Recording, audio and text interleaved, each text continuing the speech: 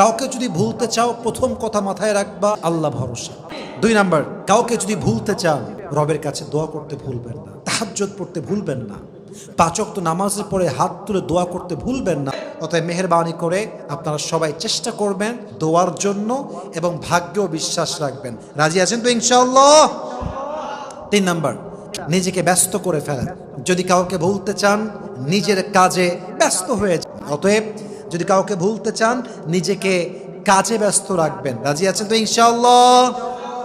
সর্বশেষ কথা, যদি কাউকে সত্যিই ভুলতে চাও, মন থেকে ভুলে নতুন একটা জীবন শুরু করতে চাও, তার প্রতি তোমার যত মিছে মায়া আছে, মিথ্যে মায়া আছে, এই মায়া কাটিয়ে চলে আসো।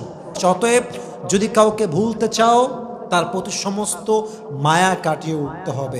যদি মায়া কাটাইতে পারো, তোমাকে তাকে ভোলার ব্যাপারে রাস্তা সহজ করে দিবে একজন। তিনি কে?